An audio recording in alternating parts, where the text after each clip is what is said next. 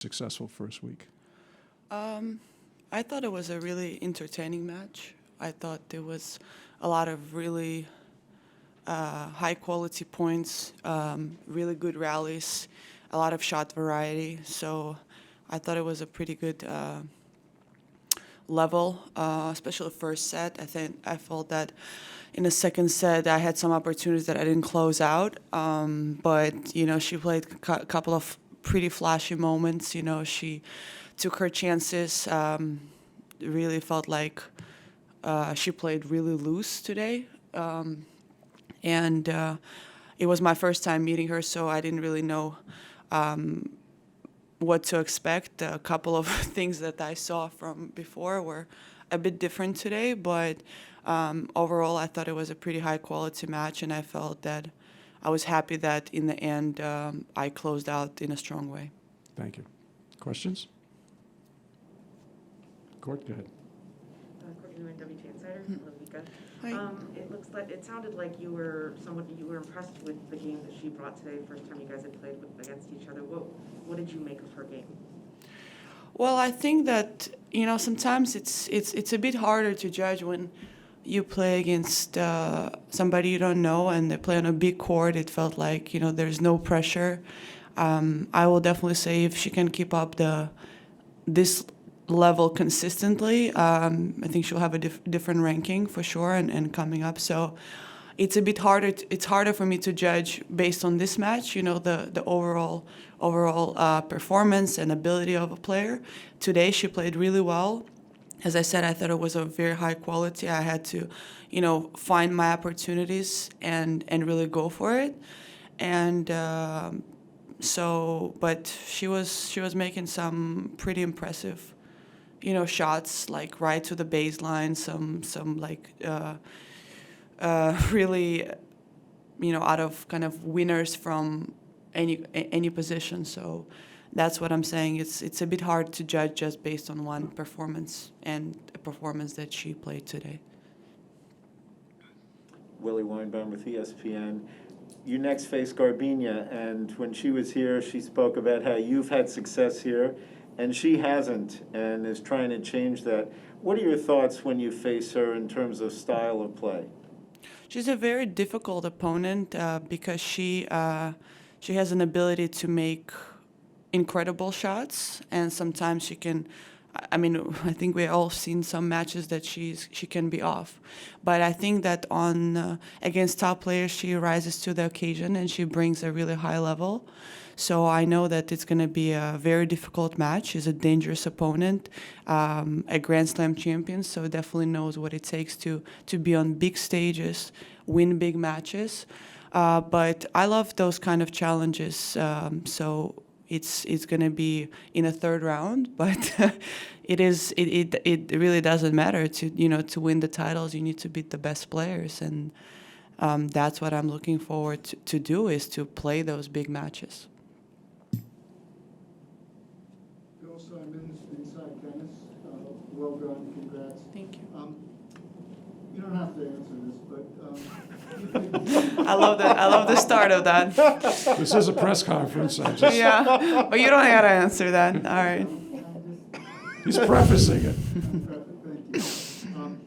If you could change one or two things in your career, Vika, what would they be? Change things in my career? Honestly, I think that at some point everybody asks this question, like not necessarily about career, but your life. Would you change anything? And I don't think so, because it brings you here. I think that one thing moving forward I can think about is learning from maybe some of your mistakes and not repeating them. That's just something that I would look forward to. But going back and change something, honestly, it's pointless. It's never going to happen. So the only thing I can look forward is not maybe repeating some of the same mistakes. And talk a little bit about Leo.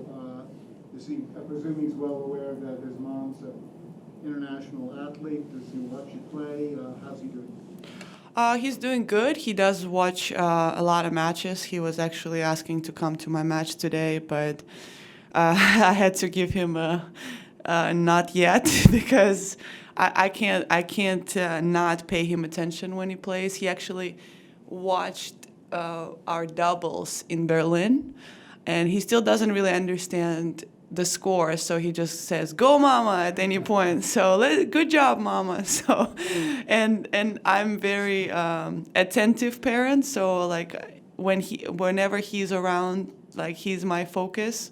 So the ball will not be my focus when he's around. Court. Because if I'm not mistaken, are you still working with Dorian here in New York? He's not here in New York. Or you guys are still working together? Yeah. Okay. Who are you working with here? And yeah, just to clarify. I'm here with my other part of my team, Max Chutakan. You'll need some spelling for that. But I work with both of them from actually last year. So we are, switching for some of the personal reasons so that's just the situation. And then also just on court, you thanked the fans, or I guess mentioned to the fans that you were pleased that everyone in there was vaccinated. I'm just curious, I think this is the first event that we've had that has had that as a thing. Does it ease your mind at all, or does it change anything for you in terms of playing?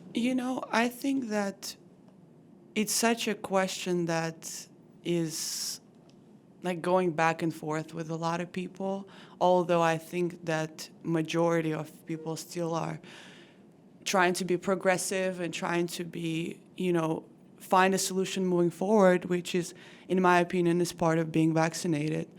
I want to start this conversation between our players because to me that's a bit bizarre that fans have to be vaccinated and players are not. So I think that, in my opinion, it's inevitable that it will be mandated at some point, like other leagues are doing. I don't see the point of stalling it, really, because I think that we all want to be safe. We all want to continue doing our jobs, and I know there's a lot of discussions about it.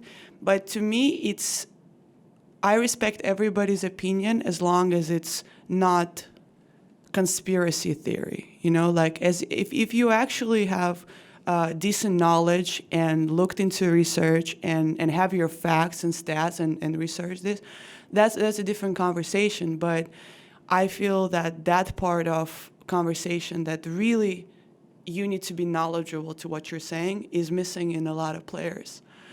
And I hope that as an association, we make the best decision for our business, for our health, for the tournaments, for our public. And I think that we need to start this conversation because, as I said, in my opinion, it's just inevitable. Okay. Thank you. Do we have one online? Let us transition to virtual. You can see the screen on the left. Thank you. Francisco, you are live. Hi, Vika. Congrats for your victory. A week ago, an Argentinian fan got tattooed in her arm with your image wearing an Argentinian football shirt. Mm-hmm. I guess you saw it. Yes, I did.